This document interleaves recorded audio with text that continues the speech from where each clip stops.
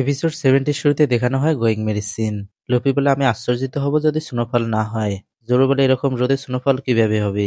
Luffy বলে, তুমি ঘুমিয়েছিলে তাই দেখোনি। সে ভিভিকে বলে, তোমার কি মনে হয় আরো স্নোফল হতে পারে? ভিভি বলে, আমার মনে হয় না। আমরা তখন যে জায়গায় ছিলাম সেটা একটা স্পেশাল জায়গা ছিল, ওই কারণে ওরকম আবহাওয়া চেঞ্জ হয়েছিল।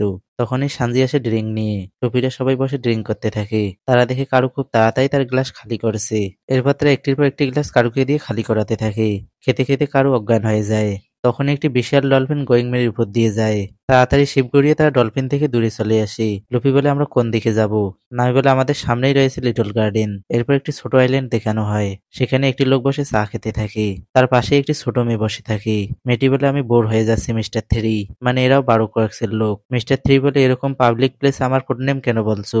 মজার বিষয় তো হচ্ছে এটা যে সে নিজের মাথায় থ্রি লাগিয়ে ঘুরে বেড়াচ্ছে। মেয়েটি বলে, বসের কাছ থেকে অর্ডার এসেছে। এরপর দেখানো হয় গোয়িং মেরির সিন। তারা লিটল গার্ডেনের কাছে চলে এসেছে। এই আইল্যান্ডটি পুরোটাই জঙ্গলে ঘেরা। জোরে বলে, আমি একটি নদী দেখতে পাচ্ছি।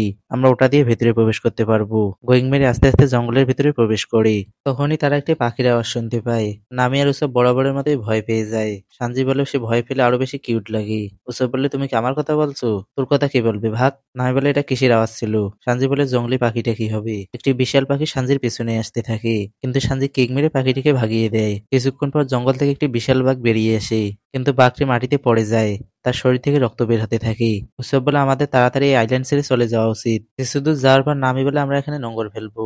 লকপোজ স্টোর হয়ে গেলে আমরা এখান থেকে চলে যাব। কিন্তু লুপি এসে আলাদা মুডে। সে সানজিকে বলে, আমার জন্য লাঞ্চ প্যাক করো। একটি পাইরেট লাঞ্চ যেখানে শুধু মিট থাকবে, কোনো ভেজেস দিও না। নামি বলে, তুমি আবার কোথায় যাচ্ছ? লুফি বলে, আমি বাতাসে অ্যাডভেঞ্চারের গন্ধ পাচ্ছি। আমার সাথে যাবে নাকি? নামি বলে, ভুলে যাও। ভি বলে, আমি তোমার সাথে যাব। নামি বলে, তোমার কি মাথা খারাপ হয়েছে নাকি? এটা লুপির মতো লোকের জন্য কোনো ব্যাপার না, কিন্তু তোমার জন্য অনেক বিপজ্জনক জায়গা। এরপরে সিনে সানজি তাদের লাঞ্চ প্যাক করে দেয়। লুফি, ভিভি আর কারো জঙ্গলের ভিতর ঢুকে।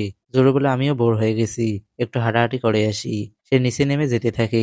সানজি তাকে বলে, আমাদের কাছে খাবারের শর্টেজ আছে, যদি কিছু খাবার মতো পাও তাহলে নিয়ে এসো। জোরো বলে, আমি এমন কিছু নিয়ে আসবো যেটা তুমি জন্মেও দেখোনি। মানে জোরো ইনডাইরেক্টলি চ্যালেঞ্জ করছে সানজিকে। সানজি চ্যালেঞ্জ পেয়েছে, তাও আবার জোরোর কাছ থেকে। সানজি বলে, আমি তোমার থেকেও বড় কিছু নিয়ে আসবো। তারা দুইজন দুই দিকে চলে যায়। নামি আর উৎসব শিপে একা পড়ে থাকে। কিছুক্ষণ পর নামের কিছু একটা মনে পড়ে। সে ভিতরে এসে বই খুঁজতে থাকে। উৎসব বলে, তুমি কি খুঁজতেছো? নামি বলে, আমি এই আইল্যান্ডের বিষয়ে কোনো বইই পড়েছিলাম, কিন্তু কোন বইয়ে সেটা আমার মনে পড়ছে না। এরপর দেখানো হয় লুফিদের। লুফি পানি থেকে একটি শামুক তুলে বলে, এটা হচ্ছে স্কুইড শেলফিশ। তখনই তারা একটি জিনিস দেখে আশ্চর্যিত হয়ে যায়। এরপর দেখানো হয় সানজিকে। সানজি বলে, মনে হচ্ছে আমাকে কেউ ফলো করেছে। তার পিছনে একটি টিরিক্স আসে, কিন্তু সানজি কিং মেরে সেটাকে ডাউন করে দেয়। এরপর দেখানো হয় জোরুকে। তার সামনে একটি ডাইনোসর দাঁড়িয়ে থাকে। এদিকে লুফি বলে, মাটিতে আবার সে কিং কি করেছে? আসলে তাদের সামনে একটি বিশাল ডাইনোসর গাছের পাতা খেতে থাকে। ভি বলে, তাহলে এটা হচ্ছে একটা এনশিয়ান আইল্যান্ড। এই জায়গায় এখনো ডাইনোসর বাস করে। মনে হচ্ছে গ্র্যান্ড লাইনের আবহাওয়া তাদেরকে বাঁচিয়ে রেখেছে। লুফি তার হাত লম্বা করে ডাইনোসরের উপর আটকে যায়। ভি বলে, গাদা, এরকমটা কি করে? সানজির ডাইনোসরটি এখনো মারা যায়নি, তাই সানজি আবার একটি জোরদার কিক মেরে সেটিকে মেরে ফেলে। অপরদিকে জোরু বলে, তাহলে তুমিও 3 শট ইউজ করো। আসলে ডাইনোসরটির 3টি শিং রয়েছে। জোরু খুব সহজেই ডাইনোসরটিকে মেরে ফেলে। এদিকে গোয়িং মেরির সামনে বিশাল কিছু একটা আসতে থাকে। তাকে দেখে নামি আর সব ভয় পেয়ে প্যারালাইজড হয়ে যায়। সানজি বলে, মনে হচ্ছে নামি-চান আমাকে ডাকলো। ভয়ে নামির হাত থেকে বইটি পড়ে যায়। বইটির নাম হচ্ছে ব্রাকম্যান। কে একজন ন্যারেট করে বলে, এখানকার বাসিন্দাদের কাছে এই আইল্যান্ডটি একটি ছোট বাগানের মতোই, এজন্য এর নাম little garden. Louis Arnold explorer. নামিদের সামনে দাঁড়িয়ে থেকে একটি জায়ান্ট। জায়ান্টটি বলে, তোমাদের কাছে কি অ্যালকোহল আছে? নামি ভয়ে ভয়ে বলে, আমাদের কাছে আছে, কিন্তু সেগুলো রান্নার জন্য। জায়ান্টটি জোরে চিৎকার দেয়, কারণ একটি ডাইনোসর তার পিছনে কামড় লাগিয়েছে। কিন্তু জায়ান্টটি এঘাঘাতেই ডাইনোসরটির মাথা তার শরীর থেকে আলাদা করে ফেলে এবং বলে, আমি হচ্ছি ব্রোগি, এলবাপের সবচেয়ে শক্তিশালী যোদ্ধা। আমার সাথে চলো, আমি তোমাদেরকে অতিথি সেবা দিব। উৎসবার নামে মরার মতো পড়ে থাকে। ব্রোগি তাদেরকে ওঠানোর চেষ্টা করে। এখানে ব্রোগির আঙ্গুলের সাইজ দেখো, তার আঙ্গুলও সাধারণ মানুষের থেকে অনেক বড়। সব বলে, যাই ঘটুক না কেন মরার মতো অভিনয় করুক। নামি বলে, আমার মনে হয় এটি শুধু ভাল্লুকের ক্ষেত্রেই কাজ করে। এরপর দেখানো হয় লুফিকে। সে ডাইনোসরটির মাথার উপর দাঁড়িয়ে চারদিকে তাকাতে থাকে। লুফি বলে, এখান থেকে তো অনেক ভালো ভিউ আসছে, আমি এখানেই লাঞ্চ করব। বেবি থেকে নিচে নামতে বলে, কিন্তু লুফি কার কথা শুনতে চলেছে? লুফি বলে, ওখানে তো ভলকানো দেখা যাচ্ছে, ওইদিকে আবার বিশাল পাহাড়, কিন্তু পাহাড়ের মাঝে এত বড় বড় গর্ত কেন? সে তার মাথা ডাইনোসরটির চোখের কাছে এনে বলে, আমাকে ওইদিকে নিয়ে চলো, কিন্তু ডাইনোসরটি তাকে ইগনোর করে খাবার খেতে থাকে। তাই লুফি তার গলা চেপে ধরে বলে, এইদিকে এইদিকে। ডাইনোসরটি জোরে চিৎকার দেয়। কিছুক্ষণের মধ্যে সেখানে আরো বড় বড় অনেকগুলো ডাইনোসর আসে। লুফি বলে, এগুলোর উপর উঠলে তো আমি আরো ভালো ভিউ দেখতে পাবো। সে আরেকটি ডাইনোসরের উপর উঠে। ডাইনোসর গুলো তাকে খাওয়ার চেষ্টা করতে থাকে, কিন্তু লুফি একটি ডাইনোসর থেকে আরেকটি ডাইনোসরের উপর লাফাতে থাকে। এরপর সে সবচেয়ে বড় ডাইনোসরটির উপর উঠে। ডাইনোসরটি লুফিকে উপরে ছুঁড়ে মারি এবং খেয়ে ফেলি। তখনই কেউ ডাইনোসরটির গলা কেটে দেয়। সেখানে আরো একটি জায়ান্ট আসে। সে লুফিকে তার হাতে তুলে বলে, আমি দূর থেকে তোমাকে দেখছিলাম। অনেকদিন পর এখানে কোনো মানুষ পা রাখলো। লুফি বলে, তুমি তো অনেক বড়, তুমি কি সত্যি মানুষ? জায়ান্টটি বলে, আমার নাম ডোরি, আমি হচ্ছে এলবাফের সবচেয়ে শক্তিশালী যোদ্ধা। এখানে নোটিস করার বিষয় হচ্ছে ডোরি বর্গি দুজনেই নিজেকে এলবাফের সবচেয়ে শক্তিশালী যোদ্ধা দাবি করেছে। মানে এক খামে কখনো দুই শট থাকতে পারে না। লুফি বলে, আমি হচ্ছে লুফি, আমি একজন পাইরেট, আর ওখানে আমার ফ্রেন্ড ভেবি আর কারু। ডোরি বলে, আমার সাথে চলো, তোমরা হচ্ছে আমার গেস্ট। এদিকে ব্রগি ডাইনোসরের মাংস করতে থাকে। উৎসবার নামে এখনো মরার অভিনয় করে পড়ে আছে।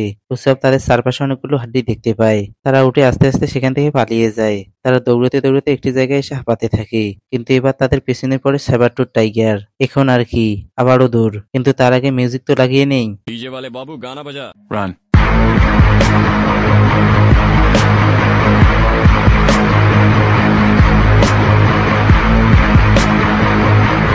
তারা কখনো সেবারটুথের ভয়ে পালায় তো কখনো সেবারটুথ সহ টিরেক্সের ভয়ে। এক জায়গায় এসে তারা সবাই থেমে যায়, কারণ সামনে দাঁড়িয়ে থাকে ব্রগি। ব্রগি বলে, তাহলে তোমরা উঠে গেছো? মিট তৈরি হয়ে গেছে, চলো এখন।